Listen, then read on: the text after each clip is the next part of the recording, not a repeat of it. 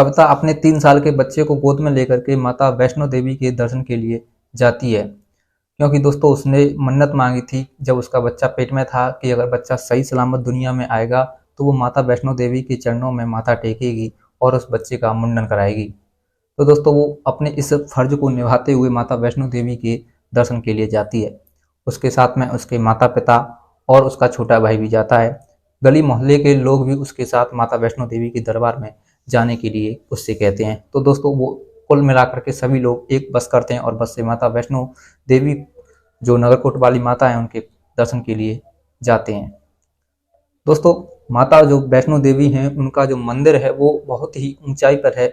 माना जाता है कि 6-7 किलोमीटर की ऊंचाई पर उनका वो मंदिर बसा हुआ है और उन तक जाने के लिए बहुत सारी सीढ़ियों पर से चढ़ना पड़ता है, गुजरना पड़ता है। तो सभी लोग उन सीढ़ियों पर चढ़ कर के माता वैष्णो देवी के लिए चल पड़ते हैं। दोस्तों आधी से ज़्यादा जब सीढ़ियाँ पार कर लेते हैं तो कविता के माता पिता कविता से कहते हैं कि बेटा कविता, हम थक गए हैं, हमें आराम करने की ज़रूरत है, अगर तुम कहो तो हम इस जो सीढ़ियों पर भंडारी की दुकान लगी हुई है, प्रसाद की दुकान लगी हुई है, इस पर जा कर के बैठ जाएं। तो माता रानी जो दरबार था वो बहुत अभी वहाँ से बहुत दूर था, करीबन 1 किलोमीटर की दूरी पर था। तो जो कविता थी वो जानती थी कि अभी जो ऊंचाई है वो बहुत काफ़ी चढ़ना बाकी है और माता पिता बड़े बूढ़े हैं, थक जाएंगे और हार गए होंगे। तो वो अपने माता पिता से कह देती है कि ठीक है पिताजी, जैसा आप चाहते हो ऐसी विश। तो दोस्तों फिर सभी लोग वहाँ पर बैठ करके अपनी थकान को, अपनी थकावट को दूर करते हैं।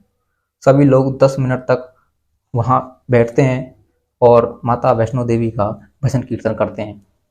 दोस्तों कविता के पिताजी उससे बोलते हैं कि बेटा कविता, इस दुकानदार के पास जाओ और इस दुकानदार से माता वैष्णो देवी के चरणों में जो प्रसाद चढ़ाया जाता है उसे खरीद कर के ले आओ। कविता जाती है उस दुकानदार के पास और दुकानदार से उस सामान को मांगती है। जैसे ही कविता की नज़र उस दुकानदार पर पड़ती है तो उस दुकानदार को देखने के बाद वो हक्की बक्की रह जाती है, भौचक्की रह जाती है, उसके होश उड़ जाते हैं। और जैसे ही वो दुकानदार भी जब कविता को देखता है तो वो भी हैरान हो जाता है, परेशान रह जाता है, क्योंकि दोस्तों जो दुकानदार था वो कोई और नहीं बल्कि कविता का तलाकशुदा पति था। दोनों एक दूसरे को निहारते हैं, एक दूसरे को देखते हैं और देखते देखते कब 2 से 3 मिनट बीत जाते हैं किसी को पता ही नहीं चलता। थोड़ी देर बाद अपनी इस चुप्पी को तोड़ते हुए दुकानदार कविता से बोलता है कि कविता, तुम यहाँ माता वैष्णो देवी के दरबार में? कहती है कि हाँ, मैं यहाँ माता वैष्णो देवी के दरबार में आई हूँ माता वैष्णो देवी के दर्शन करने के लिए, पर तुम बताओ तुम यहाँ क्या कर रहे हो? कहता है कि कविता, ये मेरी दुकान है और इस दुकान का मालिक मैं हूँ और मैं यहाँ माता वैष्णो देवी के चरणों में जो चढ़ावा चढ़ता है, जो गोले, नारियल, प्रसाद, बतासे जो चढ़ते हैं, धूप अगरबत्ती, उसकी मेरी ये दुकान है और मैं यहाँ पर सामान बेचता हूँ। कहती है कि वाह, तुमने तो तरक्की कर ली, जो तुम माता वैष्णो देवी के चरणों में चढ़ावे की दुकान लगाए बैठे हो। अब तुम तो माता रानी की तुम्हारे ऊपर तो बहुत कृपा होगी। बोलता है कि हाँ, कृपा बहुत है, लेकिन बस कमी एक बात की है। कहती है कि क्या कमी है तुम्हारे पास? दोस्तों जैसे ही सब इस क्वेश्चन को पूछती है तो इसके बाद में जो दुकानदार था वो शांत रह जाता है। फिर वो इस क्वेश्चन का आंसर नहीं देता है और सीधे फिर बोलता है कि तुम यहाँ कैसे आई, कोई मन्नत मांगी थी तुमने? बोलती है कि हाँ, मैंने मन्नत मांगी थी। पूछता है कि क्या मन्नत मांगी थी तुमने? दोस्तों जब इस क्वेश्चन को पूछता है दुकानदार तो जो कविता थी वो भी शांत रह जाती है, हैरान हो जाती है और उसका जो रिप्लाई था उसे नहीं देती है। फिर इसके बाद में दोस्तों जो कविता थी बोलती है कि मैंने कोई मन्नत मांगी है इसीलिए ही मैं यहाँ आई हूँ, तो तुम ऐसा करो, हमारे लिए 6-7 जगह प्रसाद बांध दो, हम माता वैष्णो देवी के चरणों में जाएंगे चढ़ावे को चढ़ाने के लिए। दोस्तों इसके बाद में जो दुकानदार था वो चढ़ावे को जो प्रसाद था उसे तौल करके बांध देता है और कविता को दे देता है। कविता फिर वहाँ से अपने माता पिता के पास जाती है और माता पिता के पास जाती है तो माता पिता उससे पूछते हैं कि बेटी, ये जो दुकानदार है ये जाना पहचाना लग रहा है, ये कौन था? दोस्तों फिर माता पिता को बताती है कि ये हमारे तलाकशुदा पति आर्यन हैं और यहाँ अब ये दुकान लगाते हैं। दोस्तों फिर इसके बाद में माता पिता जब ये सुनते हैं कि वो उनका घर जमाई है, तो फिर उनके माता पिता अपने उस दामाद के पास जाते हैं और उससे बातचीत करने की कोशिश करते हैं। दोस्तों फिर इसके बाद बातचीत में जो हुआ उसे सुनकर के आपके होश उड़ जाएंगे। नमस्कार, प्रणाम। क्राइम वार्ता के इस नए अध्याय में नई कहानी में आपका स्वागत है। आज एक ऐसी सच्ची घटना से मैं आपको रूबरू कराने जा रहा हूँ, जो ये सच्ची घटना जब समाज के सामने आई तो सबके पैरों के नीचे से जमीन हिल गई। आइए दोस्तों जानते हैं इस कहानी को इस वीडियो के माध्यम से। लेकिन वीडियो में आगे बढ़ने से पहले आपसे वही रिक्वेस्ट है कि वीडियो को लाइक कर दीजिए और अगर चैनल पर पहली बार आए तो चैनल को भी सब्सक्राइब कर लीजिए, जिससे कि ये जो वीडियो है ये और दर्शकों तक पहुँच जाए ये कहानी। कविता और आर्यन नोएडा की एक बड़ी कंपनी में एक साथ कॉल सेंटर का काम किया करते थे। जो आर्यन था एक टीम का लीडर था, जैसे टीम में 10-12 लोग थे और उन्हीं लोगों में जो कविता थी वो भी शामिल थी। दोनों में दोस्ती होती है और दोस्ती प्यार में बदल जाती है। फिर ये अपने माता पिता से बातचीत करते हैं कि हमें एक दूसरे से शादी करनी है। फिर दोस्तों दोनों का जो ओहदा था वो एक ही था, तो इनके जो माता पिता थे आपस में इन दोनों की शादी करा देते हैं। शादी के बाद दोनों अपनी खुशहाल जिंदगी को खुशहाल तरीके से शुरू करते हैं और जीते हैं। दोस्तों शादी के बाद जो उनका प्यार था वो शादी के पहले जितने प्यार करते थे कहीं उससे अधिक गुना प्यार करते हैं एक दूसरे से। दोस्तों उनकी खुशहाल जिंदगी को गुजरते गुजरते 2 वर्ष हो जाते हैं, लेकिन 2 वर्ष गुजरने के बाद जो उनकी जिंदगी खुशहाल तरीके से गुजर रही थी अब वो एक उदासी में बदल जाती है, क्योंकि 2 साल गुजरने के बाद भी और कई सारे प्रयास करने के बाद भी वो माँ बाप नहीं बन पाए थे, उन पर एक संतान की उत्पत्ति नहीं हुई थी। फिर दोस्तों इसके बाद जो उनका प्यार था एक दूसरे के प्रति अब थोड़ा थोड़ा कम हो जाता है, क्योंकि जो आर्यन था वो अपनी पत्नी पर शक करता है और जो पत्नी कविता थी वो अपने पति आर्यन पर शक करती कि इसमें कोई ना कोई कमी होगी। दोस्तों इन दोनों का जो प्यार था वो अब कम हो जाता है एक दूसरे के प्रति और ये कुछ इसी तरह से अपनी ज़िंदगी को जीना शुरू कर देते हैं।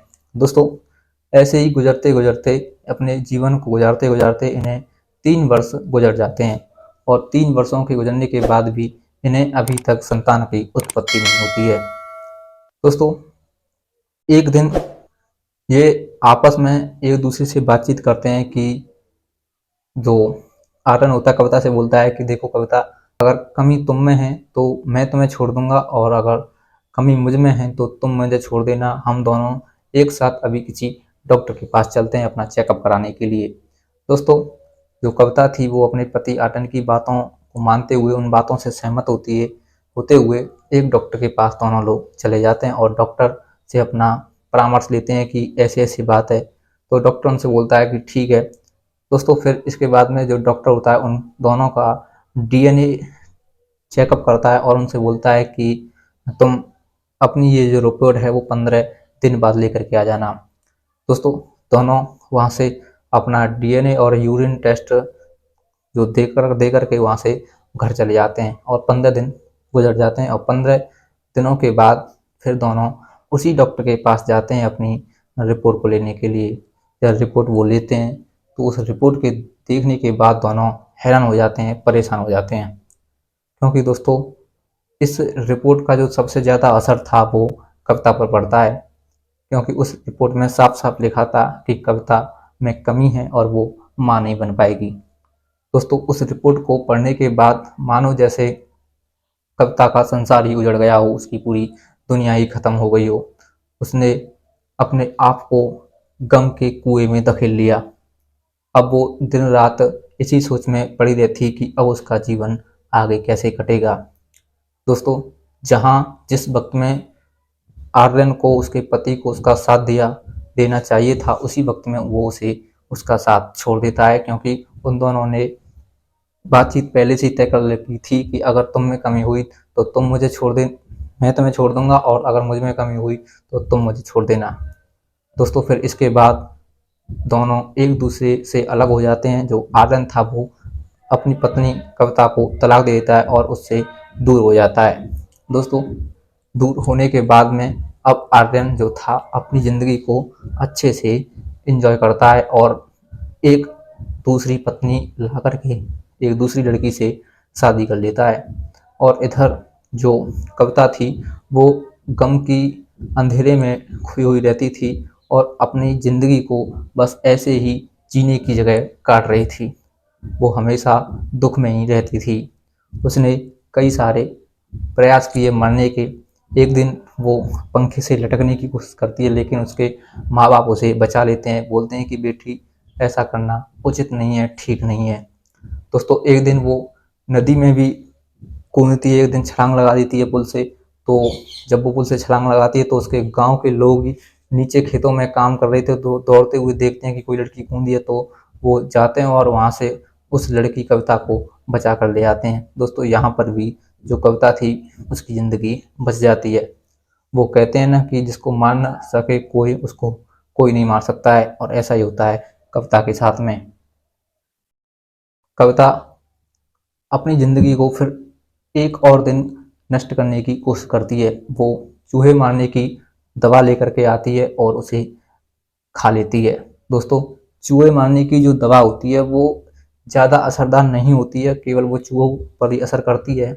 लेकिन इस जान से अनभिज्ञ थी कविता, तो वो बहुत सारी दवाइयों को ला करके खा लेती है और बेहोश हो जाती है। जब वो बेहोश हो जाती है तो माता पिता जब देखते हैं कि चूहे मारनी दवाई का रैपर पड़ा है और इसने चूहे मारनी दवाई खा ली है, तो वो बहुत ज़्यादा परेशान हो जाते हैं और तुरंत उसे एक डॉक्टर के पास लेकर के जाते हैं। और डॉक्टर के पास जब लेकर के जाते हैं तो डॉक्टर उसका इलाज करता है, और डॉक्टर फिर उन्हें जो बात बताता है उस बात को सुनने के बाद वहाँ जो गम का माहौल था वो एकदम से खुशियों के माहौल में बदल जाता है, जब डॉक्टर ये कहता है कि सी इज प्रेग्नेंट।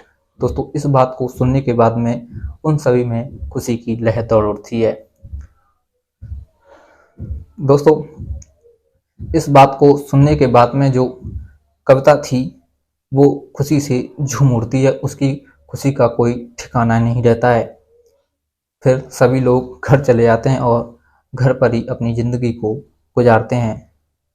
कविता जो जिसने इतने सपने सजाए थे अपनी ज़िंदगी को अपने पति के साथ एंजॉय करने के, वो सपने चकनाचूर हो चुके थे, क्योंकि उस समय तक जो अपने पति के साथ रिलेशनशिप में थी तो वो माँ नहीं बन पा रही थी।